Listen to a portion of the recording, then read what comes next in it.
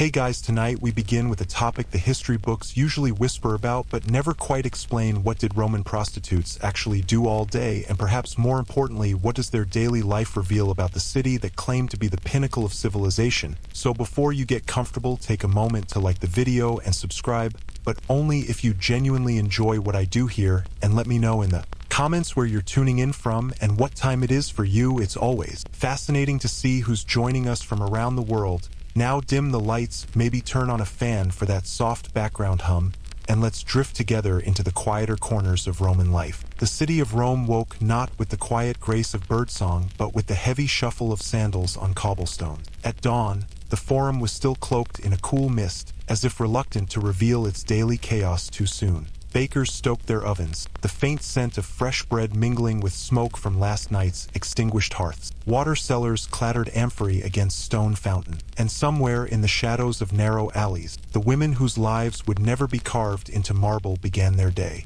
Roman prostitutes were, above all else, ordinary women in extraordinary circumstances. Some were enslaved, owned outright by their pimps or brothel keepers, destined to work until their bodies failed. Others were freed women, choosing the trade either for survival or for a fragile sliver of independence in a city that rarely permitted women either choice or voice. They lived in cramped quarters, often above or beside the brothel itself, where the walls were thin and privacy was measured in heartbeats, not doors. Imagine one of them now, rising from a straw mattress, smoothing a simple woolen tunic creased from the night before. There was no luxury in this routine, no silken drapery falling across polished floors. Her room was bare, a lamp half filled with oil, a chipped clay cup for water, a wooden comb missing several teeth. She would tie her hair with a scrap of colored ribbon, dab herself with inexpensive perfume distilled from herbs or imported in watered-down form from the East. For in her trade, scent mattered. The illusion mattered. The streets outside were beginning to stir with soldiers heading toward the barracks, slaves carrying baskets of fruit to the marketplace, and mule drivers shouting curses at stubborn animals. To walk through these streets as a prostitute was to be both invisible and glaringly obvious. She was not wrapped in the stola of a respectable matron, nor the veil that marked a woman of honor. Roman law, in fact, forbade prostitutes from wearing such garments. Instead, she was marked by her lack of them. Bright clothing, sometimes dyed in yellows and reds, signaled her trade. Jewelry of cheap bronze or glass sparkled weakly in the morning light, meant to attract attention but rarely able to disguise the poverty beneath. Yet these women walked with a strange familiarity, as though they belonged to the very stone of the city. They knew every shortcut, every alley where business might be conducted, every public bath where clients lingered. The city was their theater, and the performance began anew each dawn. Some worked in the lupanar, the brothel, a place that even the wealthiest Romans acknowledged but pretended not to see.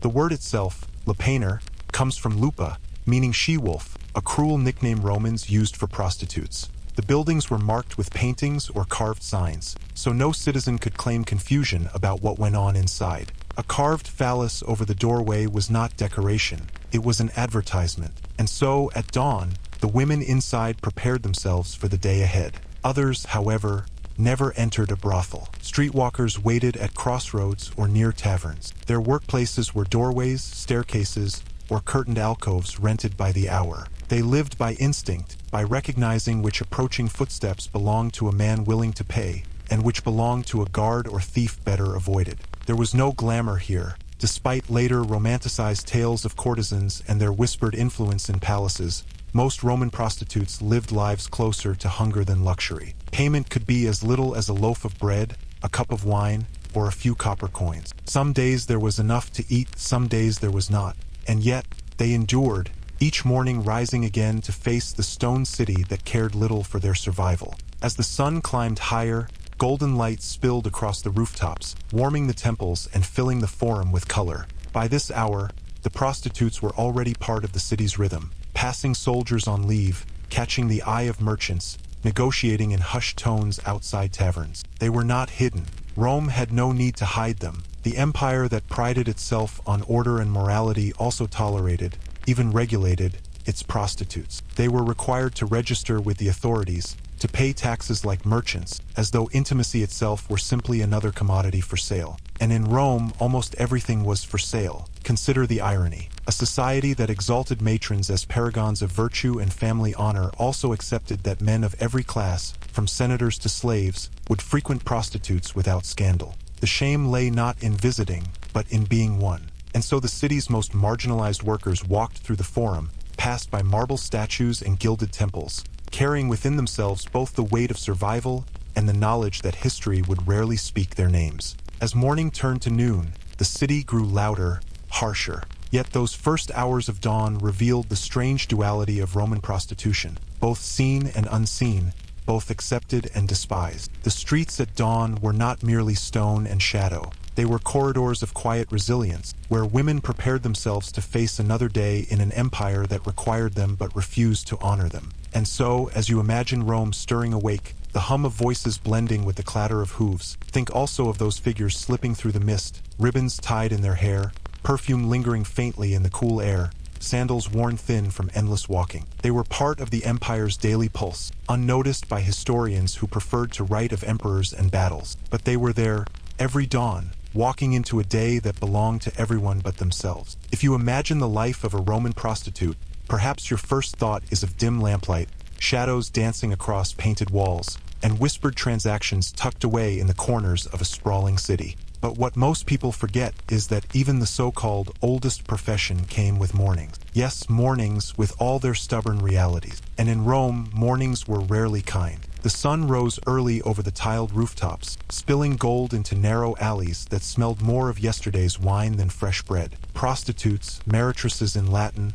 were often among the first to feel its heat. Contrary to the decadent picture painted in modern retellings, many of these women were not lounging in silk sheets after a night of indulgence. Instead, they woke in cramped lodgings, often no bigger than a pantry, rented by the day or shared among several. The morning began with a ritual of endurance. Their work had little to do with glamour and far more with survival. Some would wash themselves quickly at public fountains, where water flowed endlessly from aqueducts. Imagine the scene. Women leaning over the stone basins, splashing their faces, brushing away the traces of heavy coal eyeliner and smudged rouge.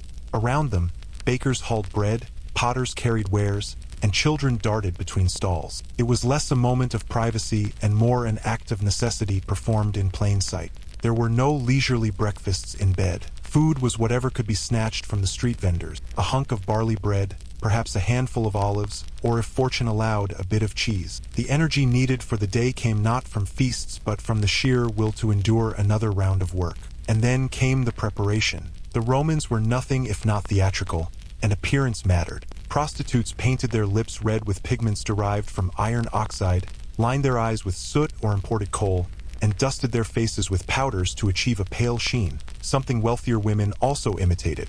Their clothing, however, was rarely luxurious. The law required prostitutes to wear a toga, a garment usually reserved for men and a mark of disgrace when forced upon women. Respectable Roman matrons wore the stola, flowing and modest. Prostitutes wore the toga, bold and unmistakable. It was a uniform of shame, a scarlet letter stitched into fabric. Still, some women worked the rule to their advantage. They knotted their togas to reveal a shoulder, adjusted them to show more than was customary, and turned stigma into advertisement. In a city where image was everything, bending the rules was an art of survival. By mid-morning, the city came alive, and with it, the day's labor began. Contrary to modern assumptions, prostitution in Rome was not confined to nightfall. Many clients were men on their way to the forum, soldiers between postings, merchants pausing between business deals, or young aristocrats seeking diversion before a banquet. For some women, this meant standing at the doors of taverns, leaning against marble columns,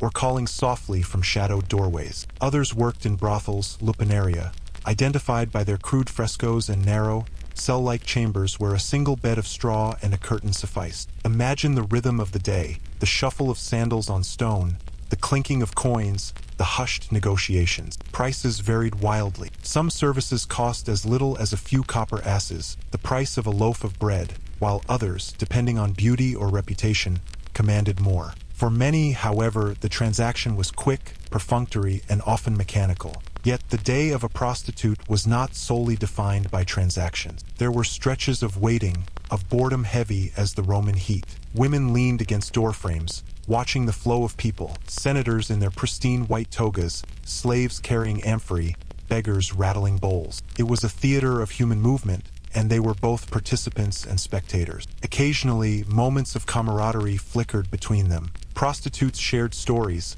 laughed at the swagger of a drunk client, or whispered warnings about a man who had failed to pay. In a city that condemned them publicly while relying on them privately, solidarity was often their only defense. And then there were the dangers. Not every morning was calm. The Roman legal system allowed prostitutes to exist but offered them little protection. Violence from clients, harassment from passers-by, or extortion from corrupt officials were constant threats. For some, bribing guards or paying off a local official became part of the routine, a tax of survival that was never written down but always understood. By midday, the heat pressed down and work slowed. Some retreated into shaded doorways, others found brief refuge in taverns. Food, if afforded, was simple again. More bread, dried figs, perhaps watered wine. There was no luxury, no abundance, only sustenance. And as the city hummed with trade, politics, and ceremony, prostitutes moved quietly within its undercurrents, unseen yet essential,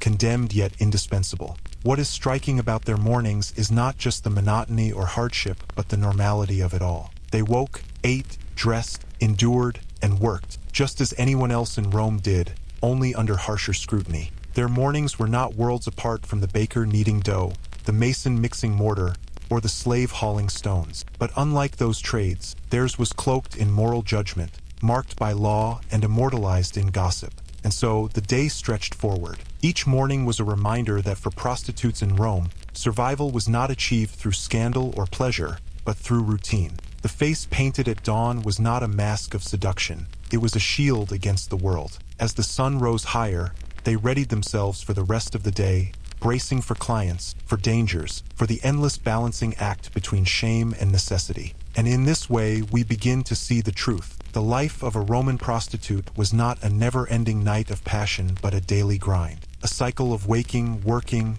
and enduring. A profession born not from myth or romance, but from the stubborn reality of human survival. If the morning belonged to survival, then the afternoon belonged to endurance. Rome in the middle of the day was hot, noisy, and merciless. Crowds pressed through narrow streets, donkeys brayed under heavy loads, and the cries of vendors mixed with the clatter of carts on stone. And through it all, prostitutes waited. By law, prostitutes were registered with the aediles, the city officials who oversaw markets, morals, and buildings. Their names were entered into a ledger, alongside their age, price, and location. It was regulation not for their protection, but for the city's convenience, a way of categorizing vice as if it were another trade, like bread selling or pottery. The lupinaria themselves were cramped, dim, and built with profit in mind rather than comfort. Stone or wooden cubicles, often no larger than a closet, lined narrow corridors. A curtain was all the privacy one received. On the walls, faded frescoes showed scenes of desire,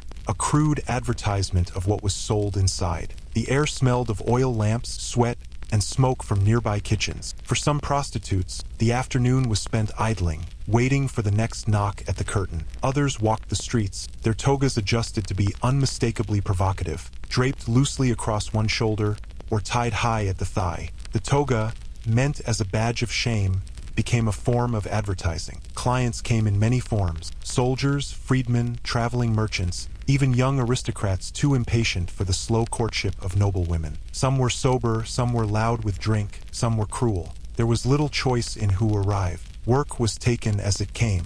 Afternoon also carried risks. Drunken brawls, theft, disease, and unwanted attention from guards were constant threats. Prostitutes existed on the city's edge. Not quite criminal, but never respectable. They could not testify in court, could not inherit respectability, and were always at the mercy of men more powerful than themselves. Yet still, they endured. Between clients, they sat together in the shade, shared gossip, warned one another of dangerous men, and laughed at the absurdities of Roman life. To the outside world, they were nameless, but among themselves they carved out small communities of solidarity. And so, the afternoon stretched onward, slow, heavy, repetitive. Their labor was not the fantasy of poets, but the monotony of waiting in heat, enduring in shadows, and selling moments of their lives for coins that rarely went far. To understand the life of a prostitute in Rome, one must understand not just the act but the economy behind it. Desire was never free in the eternal city. It was itemized, measured, and bought like olives or wine. And while philosophers could debate the virtues of chastity in their scrolls, the streets ran on coins, not ideas. Prostitution in Rome was cheap, painfully cheap. For as little as 1 quadrans, the smallest bronze coin, worth barely a mouthful of wine, a man could purchase intimacy. That coin was so small, it jingled unnoticed in a boy's pocket. With it, he could slip behind a curtain, perform his business, and be gone before the lamp burned out. For others, the price climbed. In more respectable establishments, with fresher bedding and perhaps a jug of watered wine offered at the door, one might pay a few sestertii. This was still hardly more than the cost of a loaf of bread. At the higher end were the courtesans, the meretresses honesti, who entertained in villas, dining rooms, or bathhouses. Their clients were not thirsty soldiers or harried merchants, but men of means, senators, equestrians, poets. Here, the price might reach a denarius, even 2. Still cheap compared to the wealth of those who paid,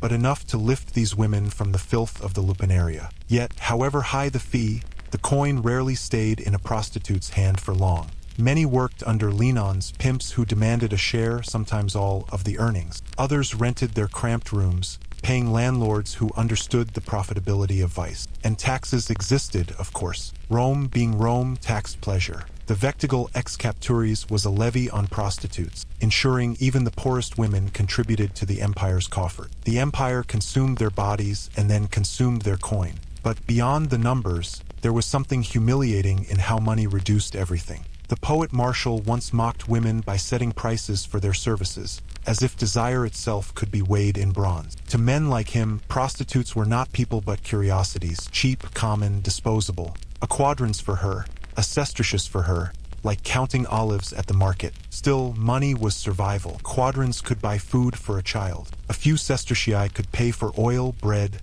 a roof. For some, it was the only option after being freed from slavery. For others, it was the punishment of poverty itself, the only trade available to those excluded from respectable life. The body became currency because nothing else could be offered, and money shaped the rhythm of the day. Morning brought the lowest-paying customers, workers rushing before their labor. Afternoons held merchants and soldiers. Evenings saw the wealthy emerge, freshly bathed, perfumed, and ready to spend. The city's desire had its own schedule, and prostitutes bent themselves to it. This economy also bred cruelty. Men who paid so little believed they owned much. Violence was frequent, protections rare. If a woman complained, the law rarely sided with her. She was already branded as infamous, dishonored, stripped of standing. To Rome, she was beneath the law, beneath respect, beneath sympathy. And yet, not all was despair. In rare cases, a prostitute could rise. A courtesan who captivated a wealthy patron might earn her freedom,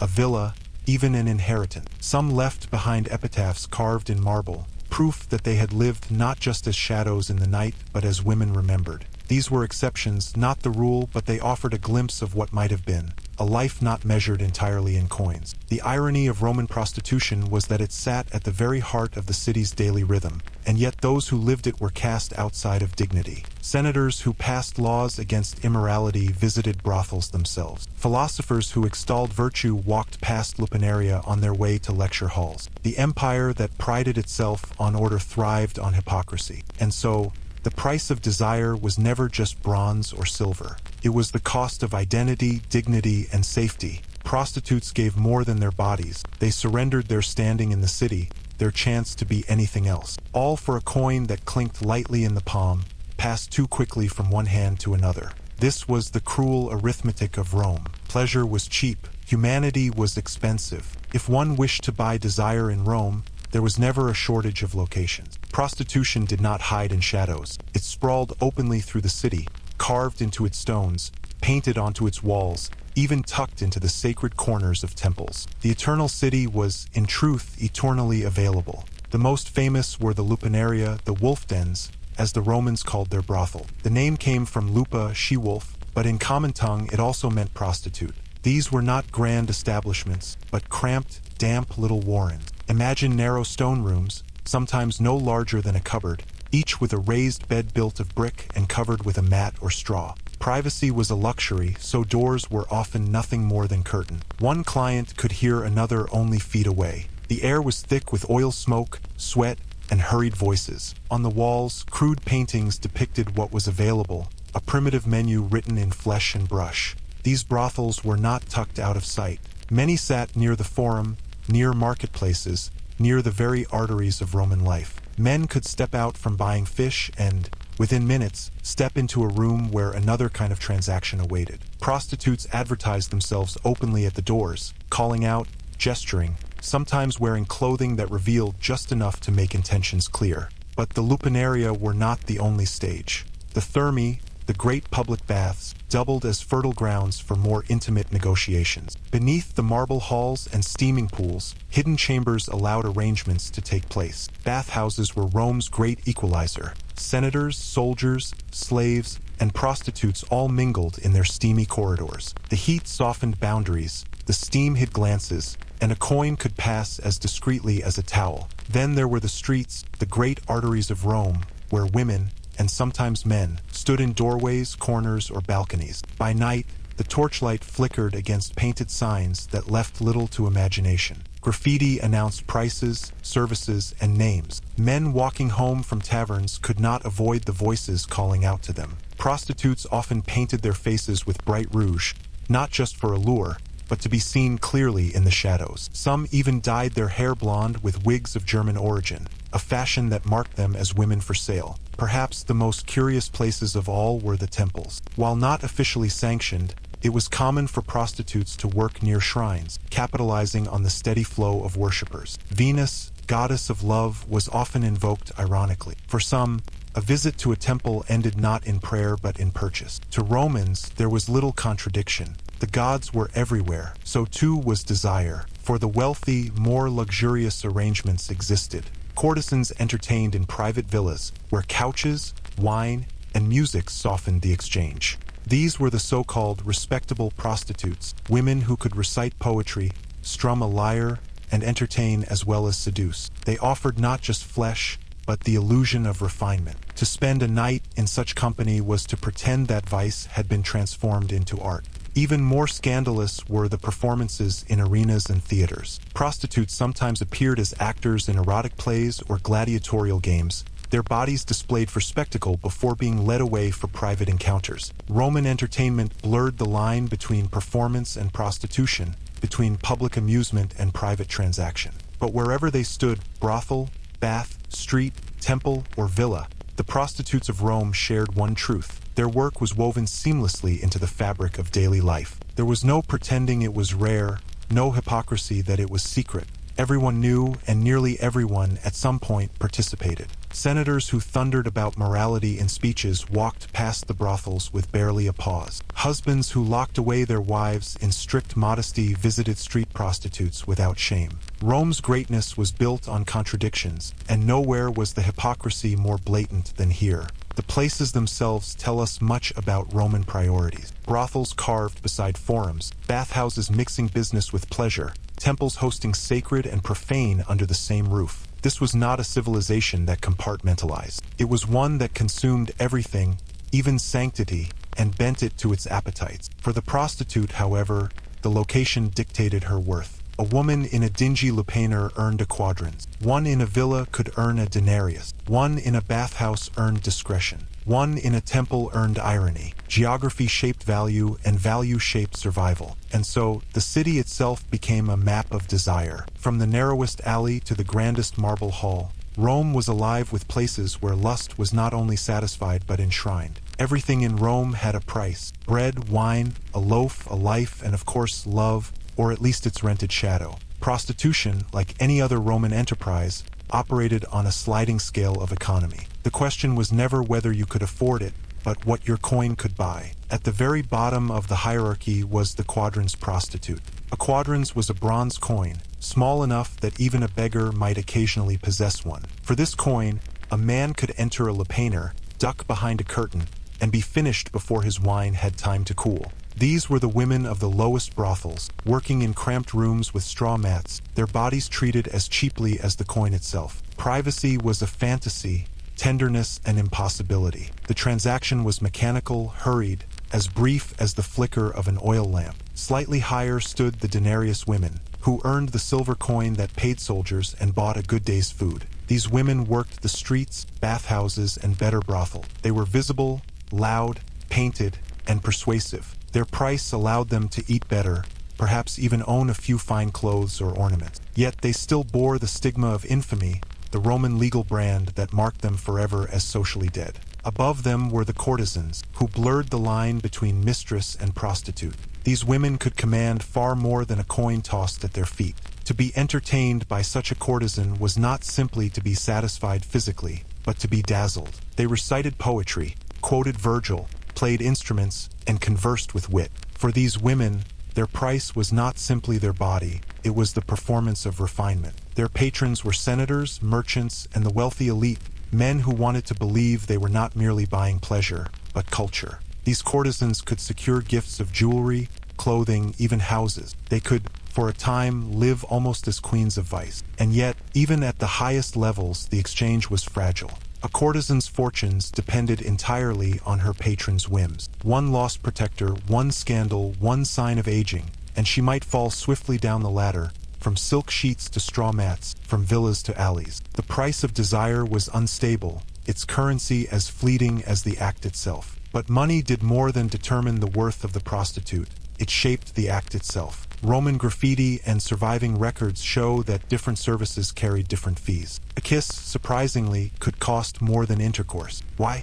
Because a kiss implied intimacy, something a Roman man might not wish to give his wife, but which he might crave from a stranger. The most expensive services were not necessarily the most physical, but the most personal. Desire, Rome teaches us, was not only about flesh, but about illusion. Payment could also come in forms other than coin. Some women accepted food, wine, clothing, or favors in place of money. For a starving prostitute, a loaf of bread might be more valuable than a handful of bronze. For a wealthy courtesan, a patron's promise of political protection could be worth more than gold. The economy of desire was flexible, bending to circumstance. The state, of course, took its share. Prostitution was legal, and like all legal trades, it was taxed. Prostitutes registered with the aediles, the Roman officials, who kept lists of their names and locations. They paid fees for the right to sell themselves, making their trade a recognized part of Rome's economic machine. The empire that built aqueducts, roads, and armies also built revenue on the bodies of its women. To the Roman state, flesh was as taxable as olive oil. And yet, despite this recognition, prostitutes remained locked outside society. They were classified as infames, people stripped of legal and social honor, grouped with actors and gladiators. They could not testify in court, could not inherit property, could not escape the stain of their trade. A woman might leave prostitution, but prostitution never left her. She was marked forever, not by ink or brand, but by law itself. The contradiction was sharp. Rome wanted its prostitutes, taxed them, used them, but despised them. Men could move freely between brothel and senate, between mistress and marriage, but the women who made this possible were condemned. Rome's empire was, in many ways, built on such hypocrisies, on one class consuming while the other was consumed. The price of desire, then, was measured not just in coins, but in dignity. For the prostitute, every act was an erosion of status. For the client, every act was a casual expense. That imbalance defined the trade. And yet, some women played the system. The courtesans, especially, could wield their patrons' affections to their advantage. They became confidants, whispering secrets, pulling strings, occasionally even influencing politics. History remembers a few of them not merely as prostitutes, but as power brokers, women who turned the purchase of their bodies into leverage for control. For every 100 women who lived and died unknown in the shadowed corners of brothels, there was one who dined with senators and altered the fates of men. Rome's brothels may be dust now, its coins long since buried or displayed behind glass, but the economy of desire remains strikingly familiar. The price of flesh was not always what it seemed. The cheapest could be the most honest. The most expensive could be the most dangerous. And always it was Rome itself, its coins, its laws, its hypocrisies, that set the terms. If Roman streets were loud with commerce, politics, and spectacle, then the shadows were quieter, more intimate, and infinitely more complicated. Because behind the open trade of prostitution, there was another economy, an economy of affection, desire, and secrecy. Rome, for all its grandeur, did not deal well with love. Love was seen as dangerous, even destabilizing. A Roman man was supposed to be rational, disciplined, focused on duty. To fall too deeply in love was to risk losing control, and nothing terrified a Roman more than the idea of surrender. That did not stop them, of course, from constantly surrendering in private. Prostitutes were not always just prostitutes. Sometimes they became mistresses. Sometimes they became companions. The line between transaction and affection blurred, as it always does when bodies and emotions collide. A man might enter a lupanar for pleasure, but he could just as easily emerge with obsession. A cheap service could turn into an expensive addiction. Graffiti preserved in Pompeii tells us this clearly. Among the scrawled prices, insults, and crude jokes, there are also confessions: "I love the girl who works here," or "Whoever loves, burns." The walls of brothels carried not just the language of commerce, but the whispers of infatuation. Men who could command slaves, armies, and wealth were still undone by the smile of a woman who cost a single coin. And women, too, were caught in this shadowed web. A courtesan might begin by performing wit and elegance, only to find herself genuinely drawn to a patron. The play acting became reality, and in that shift, power shifted too. For the courtesan who truly loved, her weapon became a vulnerability. Some were ruined by it. Others used it as a subtle form of influence, binding powerful men with emotional chains rather than physical ones. But love in the shadows was rarely equal. Roman marriage was a contractual duty, arranged for alliances, property, and children. Passion lived elsewhere, in affairs, in back rooms, in hidden liaisons. Prostitutes filled a void not simply of flesh, but of intimacy. Husbands did not whisper tenderness to their wives, but to the women society condemned. That was the hypocrisy. The same Rome that declared prostitutes infames also made them the keepers of its secrets, the ones who heard the sighs, the confessions, the drunken ramblings of senators and generals. The law reflected this double life. A prostitute could never marry respectably, but she could live as a concubine. This arrangement, half respectable, half shameful, allowed a man to keep a woman in his house without scandal, so long as he never pretended it was marriage. Many courtesans leveraged this halfway status into stability, exchanging freedom for protection. Others resisted, preferring the volatility of many patrons to the chains of one. And in the shadows, there was also love between men. The Roman world was far less prudish about male desire, but it carried its own rules and contradictions. A man could use prostitutes of either sex without scandal, but he was expected to always be the dominant partner. To be penetrated was to lose dignity, to be marked as weak, effeminate, and laughable. Thus, male prostitutes existed in large numbers, selling their youth to older men who paid for what Roman society forbade them to openly express. Their names, like those of their female counterparts, were entered in the tax register. Their lives, too, were bought and forgotten. In this, Rome teaches us something both bleak and strangely human. Love was never free. Whether it was coin, reputation, or dignity, someone always paid. The shadowed romances of the empire were fragile things, burning quickly, often destructively, in a culture that demanded strength but secretly longed for weakness. The shadows have faded now. The graffiti is crumbling, the brothels empty, the voices silenced. But if you stand in those ruins and close your eyes, you might still hear it. A laugh in the dark, the rustle of a curtain, a whispered confession that someone tried to carve into stone so the world would not forget. Love in Rome was forbidden, expensive, dangerous, and irresistible. Rome was never shy about its appetites. It boasted about conquest, wealth, and architecture with the same blunt pride it flaunted its lusts. But when it came to prostitution, the city revealed something more telling than indulgence: hypocrisy. Rome, a civilization that built aqueducts, law codes, and marble temples, could not decide whether prostitutes were a necessity, a disgrace, or both at once. On one hand, they were tolerated, no, embraced. Every brothel, tavern, and alley made it clear. Rome ran on sex as much as on bread and wine. Soldiers needed distraction, merchants wanted relief, aristocrats sought entertainment, and emperors, well, emperors rarely bothered with payment at all. The demand was constant, and the supply followed. Prostitutes were woven into the rhythm of Roman life as tightly as gladiators or bathhouses. On the other hand, they were despised. Roman law branded them as infames, stripping them of dignity and legal protections. They could not marry respectable citizens. They could not hold public office, inherit, or testify in court. They were at once everywhere and nowhere, desired in the night and erased in the day. It was a society that devoured pleasure but spat out the providers. The irony did not stop there. Rome idolized Venus, goddess of love and beauty. Her temples gleamed across the empire, filled with incense and offerings. Yet those who served as the living embodiment of Venus, the prostitutes, were treated as shameful. Sacred love was carved in marble, but earthly lust was left to rot in alleys. Roman religion, like Roman morality, found it convenient to worship ideals while scorning realities. Take the poet Juvenal, for instance. He thundered against the corruption of Rome, mocking women for their immorality, sneering at men for chasing whores. He spat venom onto paper, condemning prostitutes as symbols of decadence. Yet the very venom of his satire betrays something: obsession. He could not stop writing about them. The same is true for Martial, Ovid, and countless others. Rome's poets loved to scorn prostitutes because Rome itself could not look away. The hypocrisy was also political. The Emperor Augustus, the great restorer of morality, passed laws encouraging family values. He rewarded marriage, penalized adultery, and declared that Rome must return to old-fashioned virtue.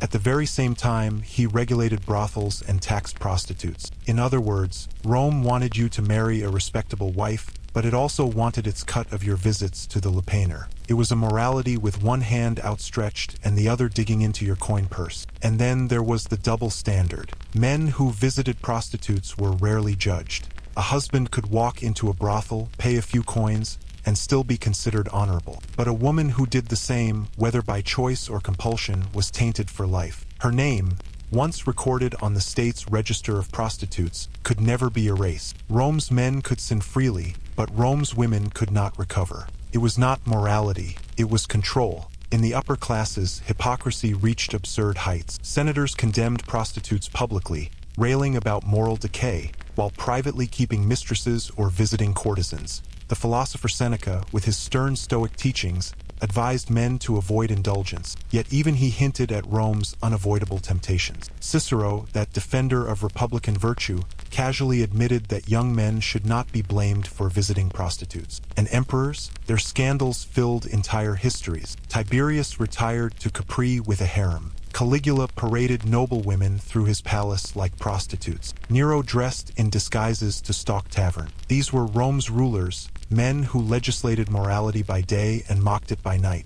Even religion played into the paradox. In some corners of the empire, sacred prostitution existed, tied to the worship of fertility gods. In Rome itself, temples of Venus and Flora sometimes blurred the line between priestess and courtesan. Festivals like the Floralia were filled with nudity, dancing, and body performances, where prostitutes openly participated. For a few days, their shame turned into spectacle. But when the festival ended, the women returned to their status as outcasts. Rome used them for entertainment, then cast them back into shadows. Perhaps the sharpest hypocrisy was this: prostitutes provided Rome with stability. They prevented adultery, soothed restless soldiers, and kept male frustrations contained. Even philosophers like Plato, though Greek, later admired by Romans, suggested that prostitution had a social function. Yet despite this, prostitutes remained untouchables. Rome needed them but refused to honor them. It was dependence dressed as disdain. So what did Roman prostitutes actually do all day? They navigated this labyrinth of hypocrisy. They worked for coins, for survival, sometimes for luxury. They entertained men who would deny them respect.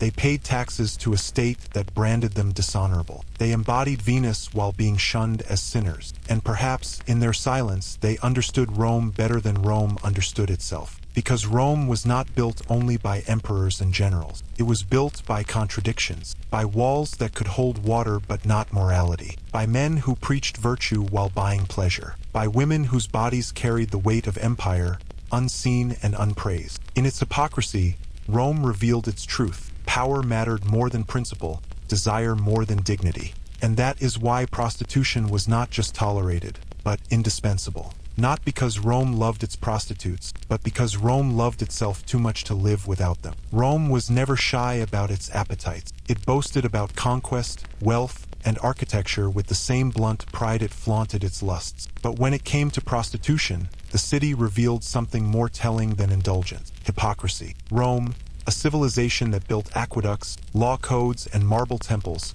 could not decide whether prostitutes were a necessity, a disgrace, or both at once. On one hand, they were tolerated, no, embraced. Every brothel, tavern, and alley made it clear. Rome ran on sex as much as on bread and wine. Soldiers needed distraction, merchants wanted relief, aristocrats sought entertainment, and emperors, well, emperors rarely bothered with payment at all. The demand was constant and the supply followed. Prostitutes were woven into the rhythm of Roman life as tightly as gladiators or bathhouses. On the other hand, they were despised. Roman law branded them as infames, stripping them of dignity and legal protections. They could not marry respectable citizens. They could not hold public office, inherit, or testify in court. They were at once everywhere and nowhere, desired in the night and erased in the day. It was a society that devoured pleasure but spat out the providers. The irony did not stop there. Rome idolized Venus, goddess of love and beauty. Her temples gleamed across the empire, filled with incense and offerings. Yet those who served as the living embodiment of Venus, the prostitutes, were treated as shameful. Sacred love was carved in marble, but earthly lust was left to rot in alleys. Roman religion, like Roman morality, found it convenient to worship ideals while scorning realities. Take the poet Juvenal, for instance. He thundered against the corruption of Rome, mocking women for their immorality, sneering at men for chasing whores. He spat venom onto paper, condemning prostitutes as symbols of decadence. Yet the very venom of his satire betrays something: obsession. He could not stop writing about them. The same is true for Martial, Ovid, and countless others. Rome's poets loved to scorn prostitutes because Rome itself could not look away. The hypocrisy was also political. The Emperor Augustus, the great restorer of morality, passed laws encouraging family values. He rewarded marriage, penalized adultery, and declared that Rome must return to old-fashioned virtue. At the very same time, he regulated brothels and taxed prostitutes. In other words, Rome wanted you to marry a respectable wife, but it also wanted its cut of your visits to the lupanar. It was a morality with one hand outstretched and the other digging into your coin purse. And then there was the double standard. Men who visited prostitutes were rarely judged. A husband could walk into a brothel, pay a few coins, and still be considered honorable. But a woman who did the same, whether by choice or compulsion, was tainted for life. Her name, once recorded on the state's register of prostitutes, could never be erased. Rome's men could sin freely, but Rome's women could not recover. It was not morality, it was control. In the upper classes, hypocrisy reached absurd heights. Senators condemned prostitutes publicly, railing about moral decay, while privately keeping mistresses or visiting courtesans. The philosopher Seneca, with his stern Stoic teachings, advised men to avoid indulgence, yet even he hinted at Rome's unavoidable temptations. Cicero, that defender of republican virtue, casually admitted that young men should not be blamed for visiting prostitutes. And emperors, their scandals filled entire histories. Tiberius retired to Capri with a harem.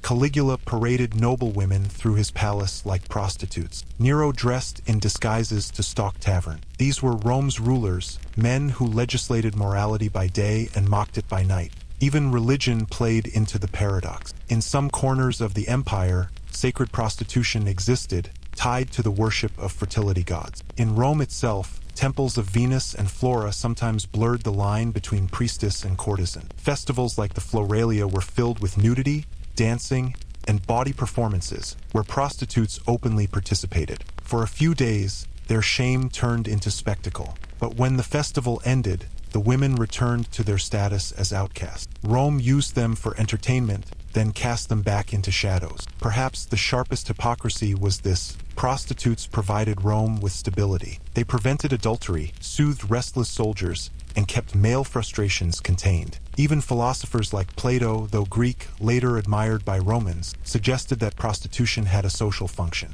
Yet despite this, prostitutes remained untouchables. Rome needed them but refused to honor them. It was dependence dressed as disdain. So what did Roman prostitutes actually do all day? They navigated this labyrinth of hypocrisy. They worked for coins, for survival, sometimes for luxury. They entertained men who would deny them respect. They paid taxes to a state that branded them dishonorable. They embodied Venus while being shunned as sinners. And perhaps, in their silence, they understood Rome better than Rome understood itself. Because Rome was not built only by emperors and generals. It was built by contradictions, by walls that could hold water but not morality, by men who preached virtue while buying pleasure. by women whose bodies carried the weight of empire, unseen and unpraised. In its hypocrisy, Rome revealed its truth. Power mattered more than principle, desire more than dignity. And that is why prostitution was not just tolerated, but indispensable. Not because Rome loved its prostitutes, but because Rome loved itself too much to live without them. When we speak of Rome, we speak of marble, of triumphal arches gleaming in the sun, aqueducts stretching across valleys, amphitheaters roaring with blood and applause. Rome wanted the world to see its grandeur carved into stone. But stone lies. Behind the monuments, there was another Rome, quieter, murkier, hidden in shadows. A Rome that did not make it onto coins or into triumphal parades. A Rome that lived in taverns, alleys, and unrecorded whispers. And nothing embodies that hidden Rome more than its prostitutes. For they, too, were foundations of the city, though no marble remembers them. Rome liked to call itself eternal, but eternity was not fed by senators debating in the forum. It was fed by people surviving in streets, doing what was necessary, unseen. The prostitutes of Rome were not citizens in full, not women of honor, not statues of Venus. But they were Rome all the same. Walk through the Subura at dusk, and you would see this truth. The Subura was no noble boulevard. It was the underbelly. Crowded, smoky, filled with tenement blocks stacked like precarious towers. The streets buzzed with vendors, gamblers, thieves, and among them, prostitutes. Lamps glowed in doorways, some marked with carved phalluses, inviting customers inside. Voices spilled out, laughter, bargaining, shouting, sighing. Rome's respectable citizens avoided the Subura by day, but came slinking by night. The alleyways became a theater of hypocrisy, where desire and shame collided beneath flickering torches. Brothels were not glamorous. Forget velvet couches and wine fountain. Most were cramped rooms with straw mattresses, smelling of sweat, smoke, and oil lamps. The cheap ones were little more than wooden stalls, doors swinging open and shut like market booths. Painted walls bore crude images of services on offer, a practical advertisement for those too drunk or illiterate to ask. Yet, for all their squalor, these places thrummed with life. Transactions, gossip, stolen kisses, secrets, all passed through their walls. If forums were the heart of Roman politics, brothels were the lungs of its human desires. Not all prostitutes worked in brothel. Some lingered in taverns, selling wine as much as themselves. Others prowled the Circus Maximus, where tens of thousands gathered for races, slipping through the crowd like hunters. Others worked as independent courtesans, with a touch more freedom, a touch more luxury. Their lives, though better than those of the brothel women, were still bound by stigma. Even the highest courtesan could never entirely escape her label, meretrix. And yet, Rome needed them. The empire did not run on marble alone. Soldiers on campaign sought comfort in local prostitutes, their presence as expected as a cook or a smith. Traders in bustling ports visited brothels as routinely as they visited warehouses. Even emperors indulged as freely as they commanded armies. The very men who outlawed certain pleasures made exceptions for themselves. Prostitution was illegal in principle, indispensable in practice, and tolerated in silence. Rome was not ashamed enough to ban it, nor honest enough to honor it. But shadows are not only dark. In those dim alleyways, there were also glimpses of resilience. Prostitutes, though marginalized, carved out ways to survive. Some saved enough to buy freedom. Some became mistresses to powerful men, gaining wealth and influence, however precarious. Some were immortalized by poets, not kindly, perhaps, but remembered nonetheless. Their names are scattered across graffiti, scratched into walls where ordinary voices echo louder than official decrees. And in those scrawled letters, you can almost hear their laughter, their defiance, their humanity. Rome's greatness has always been measured by its monument, but perhaps its truer greatness or its truer smallness can be found in those who were not carved in stone. For history remembers emperors and senators because marble endures, while flesh does not. Yet the prostitutes of Rome reveal something that marble cannot, the raw, unpolished truth of human need. They remind us that empires are not upheld by ideals, but by contradictions. That the same city that preached virtue also thrived on vice. That the same people who built temples to Venus spat on her daughters. That Rome's eternity was not the eternity of gods, but of humans stumbling through the dark, clutching for warmth, for power, for love, for coin. And so, when you imagine Rome, do not think only of Augustus in his toga, or Caesar crossing the Rubicon, or the Colosseum towering in glory. Think also of the alleyway lamp in the Subura, flickering on a carved doorway. Think of the nameless women who stood beneath that light, offering themselves to strangers, and in doing so, sustained the rhythms of an empire. They were Rome, too, though no one wrote their triumphs, no one carved their names, and no one carried their memory through arches of stone. History, like Rome itself, prefers marble. But in truth, the empire was built just as much in shadows. And the shadows, as always, tell us more than the light.